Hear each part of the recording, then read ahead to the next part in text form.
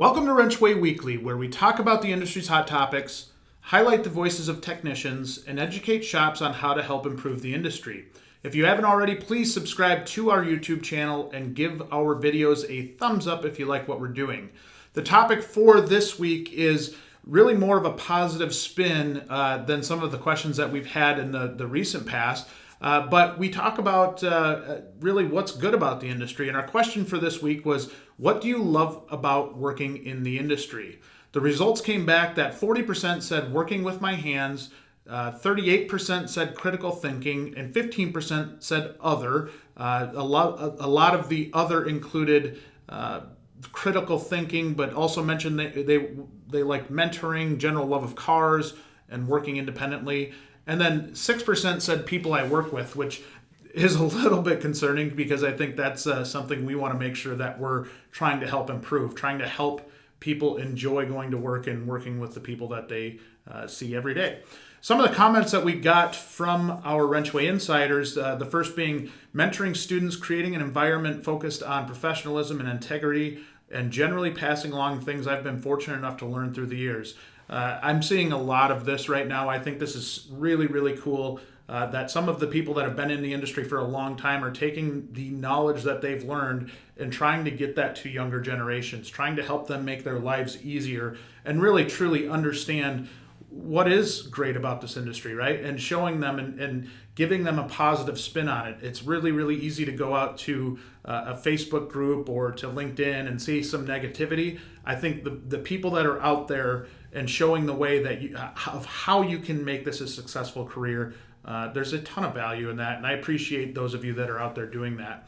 Another comment that we had was the feeling of accomplishment when I take something that was running terribly, understand and what is ailing it, apply the correct repair, and get it running right again. I think that's something I kind of miss here, not being in a shop, is being able to take something that's not currently working and make it work, right? And I think that visual, or really being able to see, or that sense of accomplishment is something that you don't get in every job. And I think that's pretty cool. And when you look at it from that direction and you look at it from that way, diagnostics become really cool. And the last comment I'm going to talk about was just really the overall sense of people feeling accomplishment with the challenge of problem solving, right? And taking something, similar to what we talked about in that last comment, and really being able to use the brain and think through something and using it as kind of a game, right? And that was what the last comment really talked about was, how do we kind of gamify this a little bit? How do we, in our minds, use that as a challenge? And there's not a lot of jobs that you get that instant gratification. For me, and kind of my insight about what I love about working in the industry is really the people. Me not being in a shop every day, I don't really get the access to see the day-to-day stuff anymore that I used to. But even when I was in the shop, the people were a big reason why I loved it. I grew up in this industry, as most of you know, and I think looking up to the techs that worked for my dad was a big deal. And I still, to this day, kind of hold on to that, right? There's still, to me, a lot of value in a great technician and how smart they are. And really just being able to see really talented people work is enticing. Now, I'm not the one actually doing the work, right? And that's where I think when we look at the critical thinking and the work with hands, comments coming back as the number ones, I get it. And I've got a lot of friends in the industry that are technicians that I was just talking to one a couple weeks ago that he said, I just couldn't work behind a desk. I don't function that way. And I like being able to tear things apart and really learn how things work and being able to fix things that other people can't, right? And I think that's a really, really attractive piece about our industry. And I think too often we are focused on the negative parts of the industry, right? And there are some negatives. I think we'd be lying to ourselves if we didn't talk about the negatives. And that's really why, even through the WrenchWay Insiders, the questions or the challenges that we pose are focused a lot of times around the negatives, because we want to help improve them, right? We want you to give feedback so that we're able to take that and teach these shops how to make their shop better and make it more conducive to a productive work environment where you like going there. And I'm seeing a lot of shops making that shift. I think there was a time where maybe they weren't inclined to make that shift, and it was because they didn't have to. They could just kind of sit on their hands and really, I shouldn't say sit on their hands, because they were working hard. It just was that it was more to the customer side, right? It's, hey, we got to get these customers taken care of no matter what we do. As we're evolving as an industry, we're saying, hey, this work doesn't get done without the technicians there, and we need to take care of them. That's the whole point of WrenchWay Insiders in the first place. So even when we've got a little bit of a negative tone, it truly is because we want a positive result out of that. And that's something that we're going to continue to work on. We're going to continue talking about, because those things that stink right now could be the things that are strengths in the future. And especially as our industry evolves, the technology evolves, the job itself just evolves in the industry.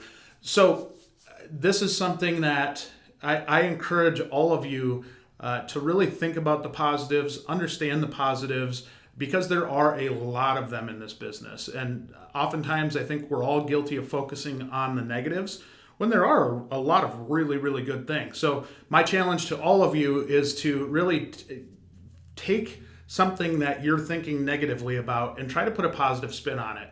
And if there's something that you just can't get that positive spin on, reach out to us. Talk to us about, what it is about the industry that you think needs to change. Obviously, I know we'll get flooded with a bunch of comments on flat rate and the pay system in general. I get that. That's something we're working on. We're constantly talking about. And even with that, if the flat rate system doesn't work, talk to us about what will work, right? What are things that, when you're putting yourself in the shoes of a shop, that that they need to be profitable, right? You know that in order for you to continue to have a job, they need to be profitable. What are ideas that kind of help everybody in that regard? And I think a lot of those negative cases can be solved by communication, by talking about it. And granted, I'm not coming to you here with a bunch of solutions on the bad stuff, but I think it's worthy to talk about the good stuff and talk about, how lucrative this career can be and how much that's changing, right? I think the perception of us as an industry is changing before our eyes. And when I say that, amongst the general public, people are really, really looking at technicians as experts, and something that I think is going to continue to evolve as long as we're having these talks. So want to thank you all of our WrenchWay Insiders for your feedback as always. It is cool to see we've got some chat functionality now in the WrenchWay Insiders app to be able to talk back and forth. I'd encourage you to go out and talk about this stuff. It's really, really easy to do, and it helps us understand what the industry needs to change. And without that feedback, it's really, really hard to change it. So as you know, if you answer our topic of the week in the WrenchWay Insiders mobile app and play our higher or lower game, you get to compete to win our weekly giveaway. The giveaway was a $100 Amazon gift card, and the winner for the second week in a row was Chuck Muse with a high score of 31. Chuck, I think this is the third time he's won it, so he's walked away with $300 in gift cards. So congratulations to Chuck. He's putting some good scores out there, which I think helps, but go out and challenge Chuck. Otherwise, Chuck is just going to keep walking away with these $100 gift cards, and good for him. He participates a lot. He puts good, candid feedback in, and I think that's what we want out of this. So Chuck also got a shot at the Queen of Hearts pot. Unfortunately, did not turn over the Queen of Hearts, so the pot has now increased to $900. We just posted some new challenges, so go complete those to earn more points to play our higher or lower game. And again, this week is sponsored by our friends at Full Bay. Again, I can't say this enough. Full Bay is a huge supporter of this program and of WrenchWay Insiders in general. They love to have good quality feedback. They actually just came out with a heavy-duty report that really talks through the industry, talks through a lot of really, really important topics. So some of that negative stuff is addressed in there. Some of that positive stuff is addressed in there. I'd encourage you to go check it out. They're going to be putting together some content around that. We're actually doing a webinar with them, with Jacob Finley. So should be really exciting. Keep an eye out for that. We'll make sure to notify you when that comes out. Again, the WrenchWay Insider app is invite only.